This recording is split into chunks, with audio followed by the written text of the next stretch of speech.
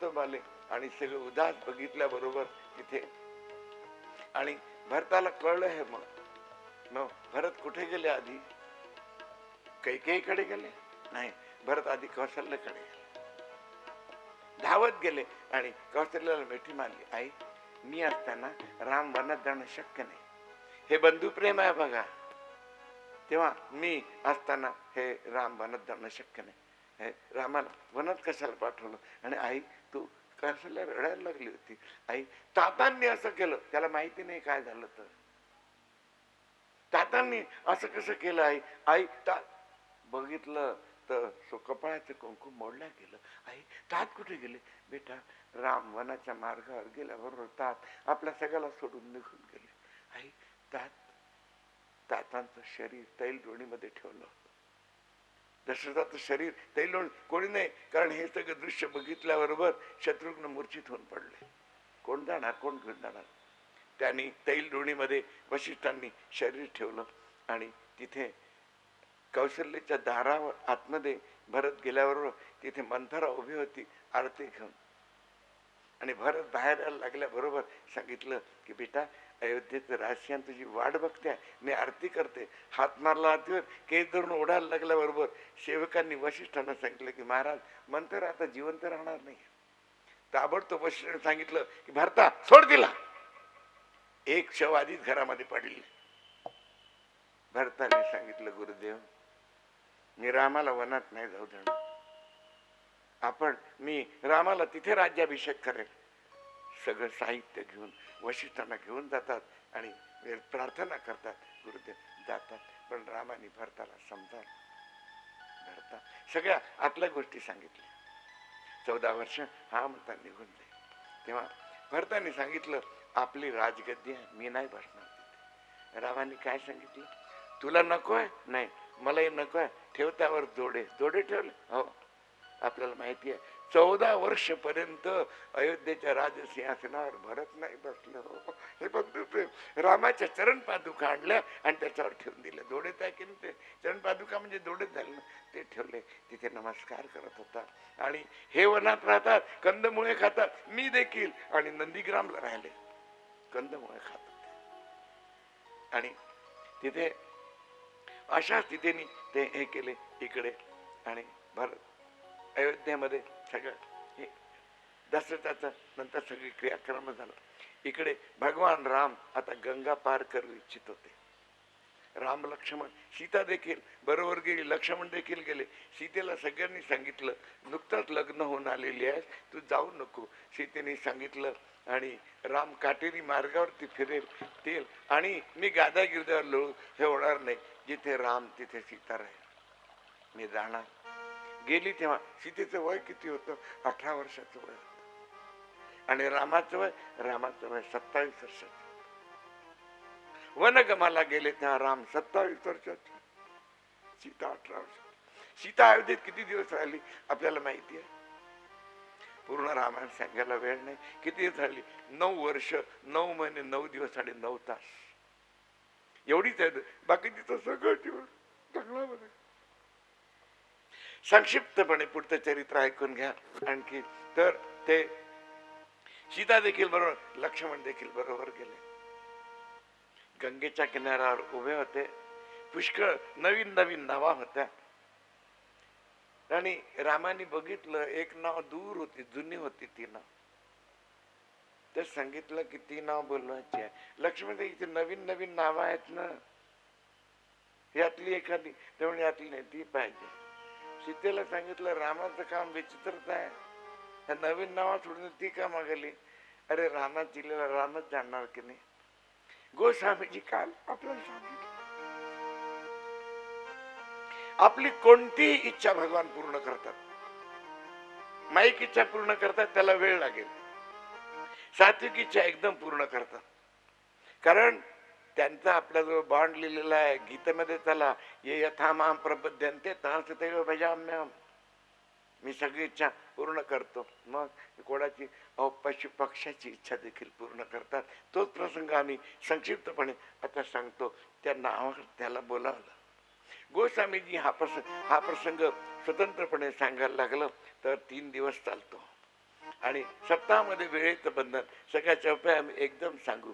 गोस्वामीजी लिहितात, मांगी नावन केवट आना, कहीं तुम्हार मरम मैं जाना, चरण कमल रज कह सब कही, मानुष करणी मूरी कछु अहि, चुवत सिला भई नारी सुहाई, पाहन तेन काठ कठिनाई, तर निहू मुनी घरी नी होई जाई, बाट पडई मोरी नाव उडावही, यही प्रतिपालहु सब परिवारू, नहीं जानो कछु और कबारू, जो प्रभु पार अवश्य गा चाहू, मोहि पद पद्म पखारन कहू.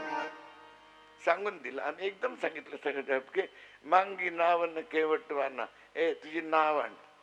नाव नाही आणली, केवट स्वतः आला आणि सांगितलं की मला घेऊन जा. त्याने सांगितलं केवटाने की मला नावेत घेऊन जा. त्याने सांगितलं काय, मी आपलं मर्म जाणतो रामराय. लक्ष्मण रामाची बरोबरी करतो. लक्ष्मण शेषावतार नागोबा फुफू करणार.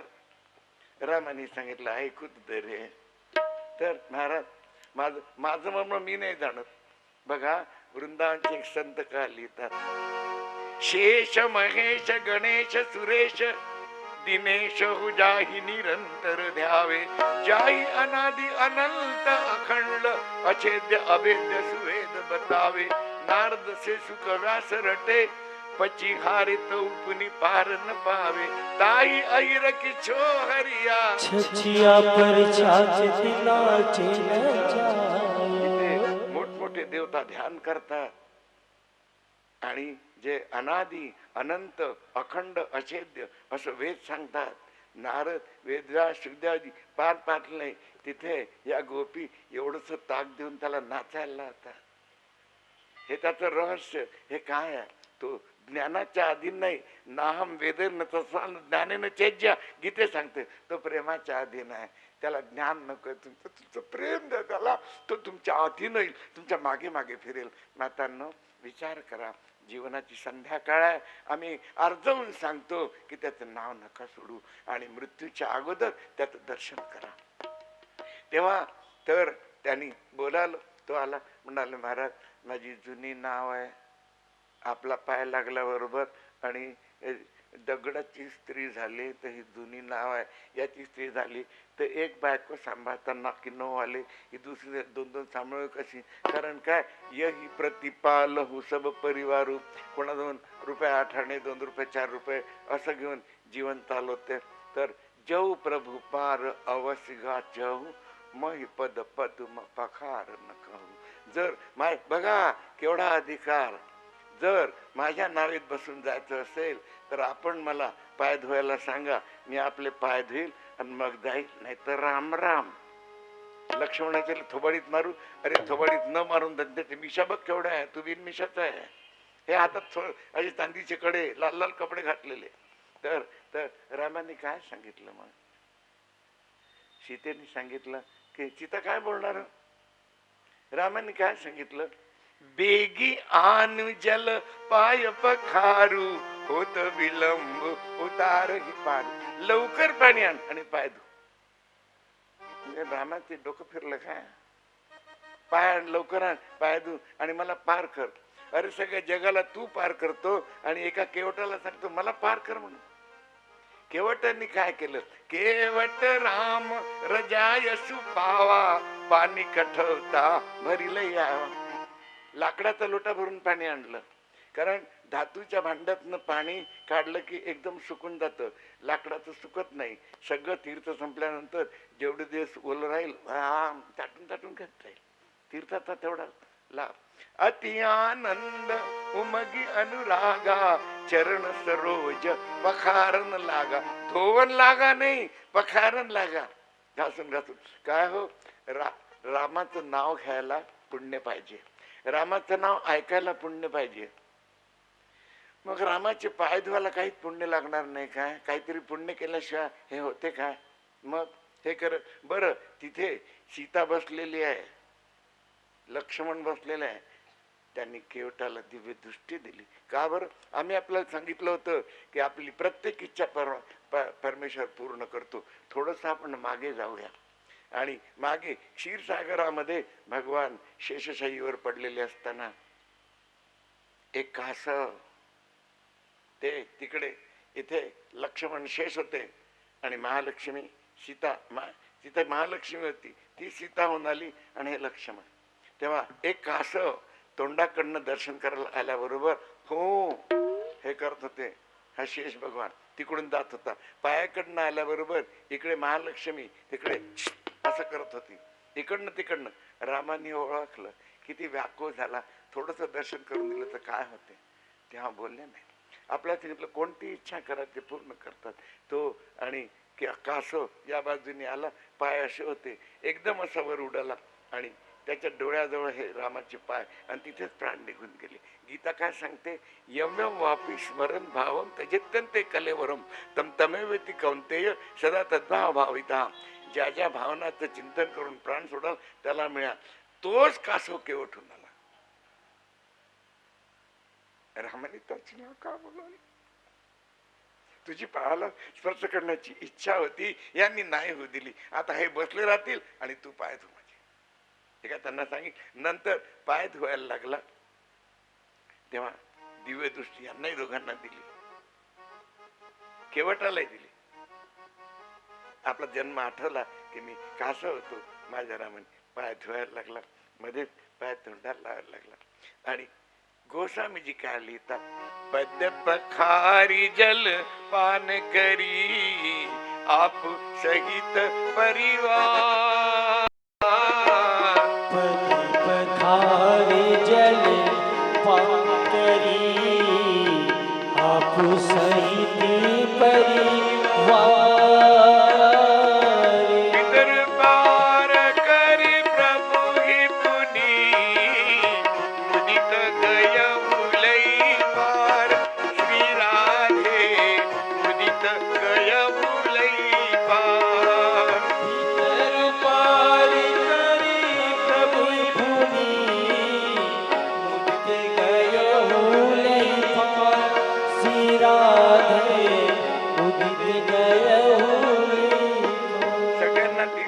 पितरांकडे फेकून दिलं, यांना एक थेंब नाही दिला. रामायण नको देऊ, यांनी तुला हात नाही लावू दिला मग तूही नको देऊ. रामाची प्रेरणा. मग असं वाटलं थोडं तरी देतील, नाही दिलं तर बसले आपले तोंड एवढं करून. मग आणि आता जेव्हा जायला लागले तेव्हा रामाने विचार केला, एवढी याच्यावर बळजबरी केली पण खिशात दिडकी तर नाही. खिशात नाही तर दिडकी कुठली असणार आहे. सीतेने हे मनोगत जाणलं. आणि गोस्वामीजी काय लिहितात? पिय किसिय जाननी हारी मनी मुदरी मन मुदित उतारी. कहूँ कृपालु लेही उतराई केवट चरण गहे अकुलाई. अब कछु नाथन चाहिए मोरे दीन दयाल अनुग्रह तोरे. फिरती बार प्रभु जो मोहि देवा सोई प्रसाद प्रभू शिरधरी देवा. अंगठी काढली, घ्या, सांगितलं आता मला काही नको. परत फिरताना जो काही प्रसाद द्याल तो घेईल. भक्त नेहमी भगवंताला बांधून ठेवतो. आणि त्यांनी काय सांगितलं तसं जर बघितलं तर, आणि एक धंदेवाले एक धंद्याकडनं काही घेत नाहीत. तुमचा माझा धंदा एक. लक्ष्मण रामाची बरोबरी करतो. रामा सांगितलं थांब रे, मला ऐकू दे. एक धंदा कसा? एक कसा रे बाबा? सांगितलं रामराया मी गंगेच्या किनाऱ्यावर बसलोय. आज माझं भाग्य आपण माझ्या किनाऱ्यावर आला. मी आपल्याला पार करून देतो, मला काही नको. आपण भवसागराच्या किनाऱ्यावर बसलेले आहेत. उद्या मी तिथे येईल. मी गृहस्थी मनुष्य राहील आणि विकारांनी भरले राहील. त्यावेळेला माझा लेखाजोखा न बघताना तुम्ही मला पार करून द्या. पिठ्ठम पार. तेव्हा रामाने त्याला जवळ घेतलं, हे केलं, केवटाने पोहोचून दिलं. त्यांनी मग रामाला कुटिया बांधून दिली. तिकडे नंतर रावण त्या ठिकाणी येतो, सीतेचं हरण करून घेऊन जातो. प्रत्यक्ष सीता जाणं शक्य नाही. छाया गेली. सीतेने आपलं स्वरूप अग्नीमध्ये लपवून ठेवलं आणि समुद्रावरती पूल बांधला गेला. नलजलाच्या साह्याने तिथे राम जाऊन पोहोचले. तिथे गेल्यानंतर पडलंकेमध्ये अशोक वाटिकेमध्ये सीतेला बंदिस्त करून ठेवली होती. पडलंकेमध्ये तिथे युद्ध झालं. तिथे युद्ध झाल्यानंतर आणि विभीषण रावणाला सोडून रामाला येऊन मिळाले. रावणाच्या नाभीमध्ये अमृताची आणि बाटली होती, ती पाडून टाकली. रावण खाली पडला. रावण खाली पडल्याबरोबर रामाने लक्ष्मणाला काय सांगितलं बघा, आश्चर्याची गोष्ट आहे. रामाने काय सांगितलं, जा आणि रावणाकडनं राजनीती शिकून घे. रावणासारखा राजनीती आजपर्यंत झाला नाही. रावणाचा राजनीतीचा ग्रंथ आहे. आजपर्यंत रावणाने रामाला आतमध्ये नाही येऊ दिलं. अशी रचना केली होती की आणि राम आतमध्ये जाऊ शकत नव्हते, अशी त्यांनी सैन्याची रचना मांडणी केली होती. फार राजनीती नव्हता तेव्हा. त्याच्याकडनं सगळी राजनीती शिकून घे म्हणजे त्याला गुरु करायचं झालं की नाही. तुझी बायको पाहून आणली त्यांनी, त्याला गुरु कर. मर्यादा पुरुषाची मर्यादा बघा. लक्ष्मण गेले आणि रावणाच्या डोक्याजवळ बसले, काही बोलला नाही. रावण परत आले. तुम्ही सांगितलं, मी गेलो तर तो काही बोललाच नाही. तू जाऊन बसला, कुठे बसला, चांगला डोक्याजवळ. राम काय विचारतात, मर्यादा पुरुषोत्तमाची मर्यादा बघा. राम काय विचारतात, आणि तू कोण आहेस. मी लक्ष्मण, आपण राम. पण आपण कोण आहात, आपण क्षत्रिय आहोत. आणि रावण कोण आहे, रावण ब्राह्मण आहे. आपलं स्थान ब्राह्मणाच्या डोक्यावर आहे का रे. मर्यादा पुरुषोत्तम आपलं स्थान तिथे जाऊन बघ. पायाजवळ बसल्याबरोबर रावणाच्या मुखातनं शब्द निघाला की बेटा लक्ष्मणा, जसा माझा इंद्रजीत तसा तू. रावणाने ठरवून टाकलं होतं की इंद्रजीत मेल्यानंतर मी आता लक्ष्मणाला मारणार नाही. तर तिथे सांगितलं, रावणाने मला राजनीती शिकायला सांगितलं. आपल्या जवळ सांगितलं, मी तुला राजनीती शिकवतो, एकदा रामाला माझ्या जवळ बोला. बघा, मृत्यूच्या वेळेला आपण देवाची वाट बघा. रावणाला रामाला बोलावलं, राम गेले. भीष्माचार्यांनी कृष्णाला बोलावलं, कृष्ण गेले. आणि तिथे राम आल्याबरोबर रावणाने काय सांगितलं, रामा माझा प्रत्यक्ष, वाल्मिकी रामाने शब्द आहे, प्रत्यक्ष पहिला आणि शेवटचा, म्हणजे अप्रत्यक्ष होत होता प्रणाम, प्रत्यक्ष पहिला आणि शेवटचा प्रणाम स्वीकार करा. मला एक सांगा की तुम्ही जिंकलात की मी जिंकलो. मी जिंकलो. खोटं आहे. जोपर्यंत माझ्या शरीरात प्राण होते मी तुम्हाला माझ्या लंकेमध्ये प्रवेश करू दिला नाही. तुम्ही माझ्या लंकेच्या दारावर उभे आहात, तुमच्या धामामध्ये मी तुमच्या आधी जातो. आणि रामाच्या समोर बघून गेल्यानंतर रामाच्या धामामध्ये जाणार तिथे, आणि मी तुमची तिथे वाट बघेल. रावण हा रामाचा विरोधी भक्त होता. सीतेला अग्निशुद्धी करून घेऊन आले. नंतर आनंदाने राज्यकारभार चालला. गुप्तचर हे आणत होते, समाचार नेहमी आणत होते. आता सीता गर्भवती होती. तिच्या पोटामध्ये 2 बालक होते. सीतेच्या गर्भवती होती. आणि गुप्तचर वार्ते, एक दिवस गुप्तचरांनी वार्ता आणली की एका धोब्याने आपल्या पत्नीला मारलं. ती रात्रभर बाहेर होती. तिला सांगितलं, तू रात्रभर बाहेर होती, मी तुला घरात ठेवणार नाही. मी राम नाही आहे. रामाने 6 महिनेपर्यंत सीता रावणाकडे राहून रामाने तिचा स्वीकार केला. मी राम नाही हे सांगितल्याबरोबर आणि रामाला थोडा धक्का बसला की हा माझ्या रामराज्याला कलंक लागता. रामाने ठरवून टाकलं, मी सीतेचा त्याग करेल. गर्भवती आहे, 2 बालक पोटामध्ये. इतकं दुःख कोणी भोगलं सीते इतकं. 2 बालक पोटामध्ये आहे. आणि एक दिवस तिने सांगितलं होतं की आता ऋषी पत्नींची सेवा करण्याची माझी इच्छा आहे, वनात जाऊन.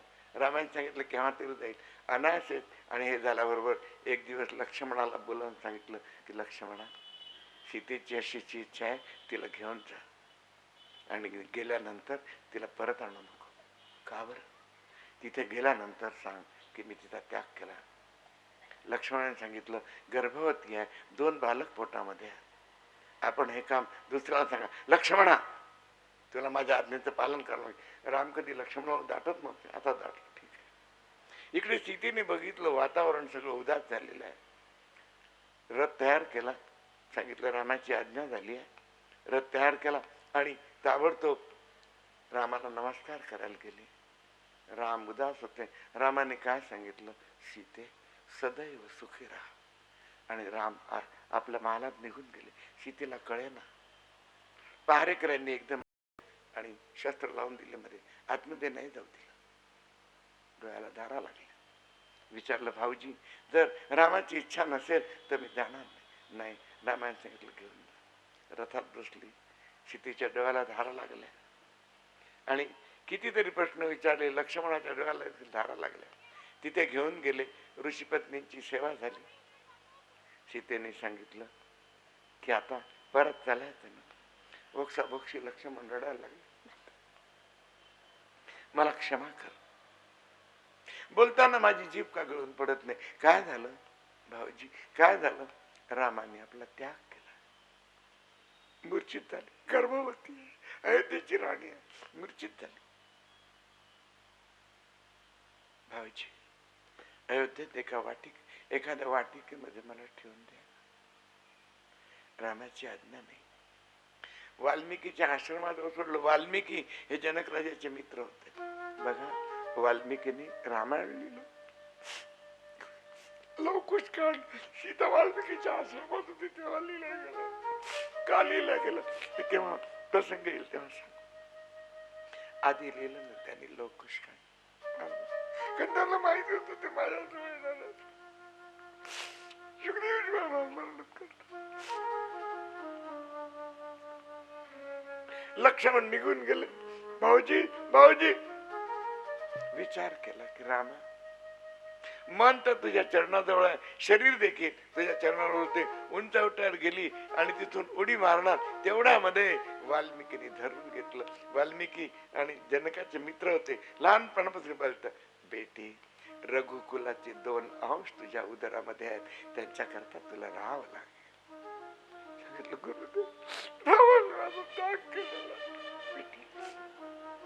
रामाची लीला रामच जाणे. आपल्या आश्रमात घेऊन गेले. अध्यात्माच्या कथा सांगत होते. सीता खुश झाले. सुखदेव महाराज वर्णन करतात. एक दिवस मध्यान्नाची वेळ, मध्यान्नाच्या वेळेला सीतेची प्रसूती झाली आणि ऋषी पत्नींनी येऊन सांगितलं, महाराज प्रसूती झालेली आहे, सीता मूर्छित पडली आहे आणि 2 बालक झाले. वाल्मिकींनी येऊन बघितलं, तिथे काय गाद्या होत्या की गालीचे होते, गवतावर पडले. अयोध्येची राणी, जिथं नख देखील कुणाला दिसायला नको, ती गवतावर पडली. अयोध्येचे राजकुमार गवतावर पडले. वाल्मिकीने उठवलं, बेटी उठ. बेटी तुला 2 मुलं झाली. दोन्ही मुलं अगदी रामासारखी होती. दोन्ही मुलांकडे बघितल्याबरोबर सीतेच्या मनात राम पुन्हा मूर्छित झाली.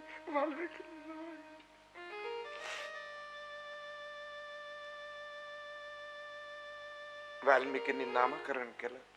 जो अगोदर झाला त्याचं नाव लव ठेवलं आणि मागावून झाला त्याचं नाव कुश ठेवलं. सगळ्या प्रकारचं अध्ययन त्यांना करवलं. धनुष्य विद्येमध्ये त्यांना प्रवीण केलं आणि रामगान त्यांना शिकवलं, रामायण शिकवलं आणि वारंवार सीतेला समजावत होते. खुश झाली. आणि एक दिवस आता वाल्मिकींनी सांगितलं की बेटा, आता धनुर्विद्येमध्ये एकदम प्रवीण केलं, तुम्ही आता रामगान करा. नगरामध्ये जा, गावागावामध्ये जा आणि रामगान करा. दोन्ही मुलांनी विचारलं, गुरुदेव सर्वप्रथम कुठे जायचं? सर्वप्रथम अयोध्येत जा. वाल्मिकी थोडे शांत झाले. आणि बेटा, अयोध्येचा राजा तुम्हाला मांडीवर घेईल, तुम्हाला काही पुरस्कार देईल, तो घेऊ नका. सांगा, आम्ही वनवासी मातीची मुलं आहोत, आम्हाला काय करायचं?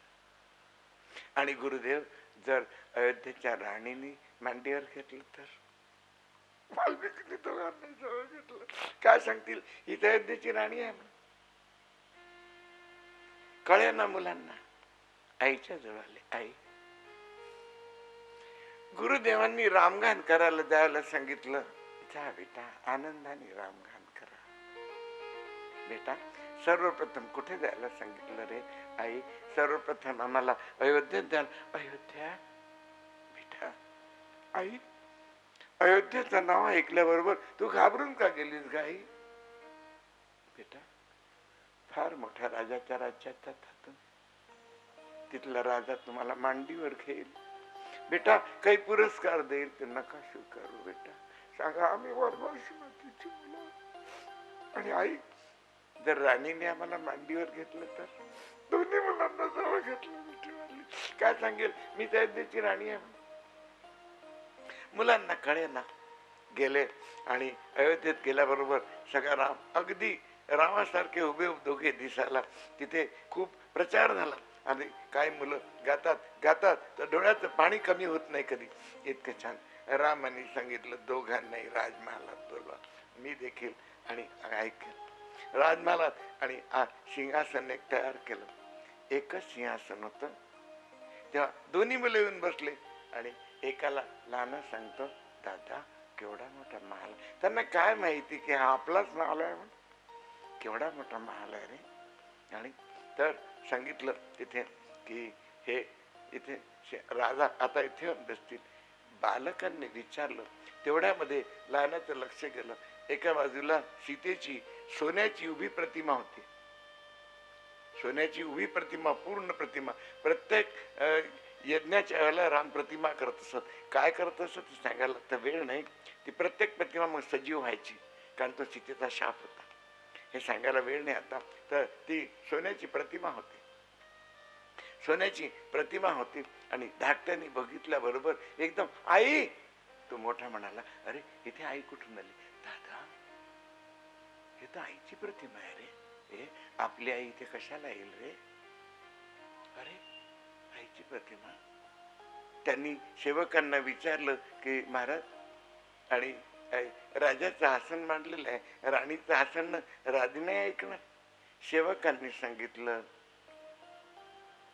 खाली मान घातली. का बरं? राणी या जगात राहिली नाही. सेवकांनी त्या प्रतिमेकडे बोट दाखवलं. काय जगातनं निघून गेली? नाही, राजाने राणीचा त्याग केला. धाकटा म्हणाला, दादा ज्या राजाने आपल्या राणीचा त्याग केला त्याला रामगान काय ऐकवायचं? आपण सीतेबद्दल काय सांगणार? आपण जाऊया. चल म्हणाल. दोघेही मुलं पळत गेले. रामाला हे कळल्यावर राम खिडकीतनं बघायला लागले. मुलांवर मागून हात ठेवला. बेटा माझा आशीर्वाद. सीतेच्या प्रतिमेजवळ आले. सांगितलं, सीते मला क्षमा कर. रामाने सीतेचा त्याग नाही केला, राजाने राणीचा त्याग केला, मला क्षमा कर. मुलं आश्रमात गेले आणि सांगितलं, आई आई सामान फेकून दिलं, आम्ही पुन्हा त्या अयोध्येत कधी जाणार नाही. बेटा का बरं? तुम्हाला कोणी काही बोललं? आई, तिथल्या राण्यांनी आपल्या राणी, तिथल्या राजांनी आपल्या राणीचा त्याग केलाय. आई, तू कधी त्या महालात गेली होतीस काय ग? आई, तू त्या महालात कधी काम करत होतीस काय ग? आई, तिथे सोन्याची प्रतिमा आहे तुझी. बेटा, एवढ्या मोठ्या महालामध्ये मी कशाला जाईल रे? मी वनवासी आहे. बघा, राणी असून म्हटलं वनवासी आहे. आई, आम्ही पुन्हा अयोध्येत जाणार. बरं बेटा, नका. इकडे रामाने अश्वमेध यज्ञाचं आयोजन केलं. अश्वा आणि घोडा या विजय करता पाठवला. शत्रुघ्न बरोबर होते. वाल्मिकीच्या आश्रमामध्ये घोडा आल्याबरोबर त्या घोड्यावर पत्र लिहिलं होतं की हा अयोध्यापती रामाचा घोडा आहे, जो धरेल त्याला आणि अश्वरक्षकांच्या बरोबर युद्ध करावं लागेल, नाहीतर आणि रामाचं दास्यत्व मान्य करून खंडणी घेऊन इथे यावं लागेल.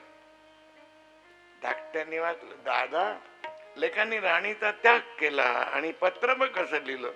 हा घोडा अडव? म्हणाले हो. चांगले धनुर्धर होते दोघेही जण. घोडा अडव अडव म्हणे, बांधून ठेव. काही सेवकांनी शत्रुघ्नाला सांगितलं की महाराज, 2 ऋषी कुमारांनी घोडा बांधून ठेवलेला आहे, त्यांनी खेळाखेळात बांधला, सोडून घ्या. ते सोडून, खबरदार. त्यांच्याकडलं, महाराज दोन्ही मुलं अगदी रामासारखे दिसतात. शत्रुघ्न तिथे गेले आणि त्यांना विचारलं, बेटा तुम्ही कोणाची मुलं आहे? इथे तू सैरिकेच्या गोष्टी करायला आलास काय? हात लावू नकोस त्याला. सांगितलं, कशाला मृत्यूला निमंत्रण देता? तुमचं ओठ दाबलं तर सगळं दूध निघेल ओठातलं. बाजूला. त्यांनी सांगितलं, आमचे बाण खायचे असतील तर त्याला हात लाव. त्यांनी विचार केला, केवढ्या करारी यांनी बोलतायत हे. दादा मारू बाण? नाही, याला आपण मारायचं नाही, याला मोहिनी टाकून द्यायची. मोहिनी अस्त्र टाकून दिला, मोहित झाले भरत, मारायचं नाही. मग लक्ष्मण आले, त्यांच्यावर मोहिनी अस्त्र टाकले.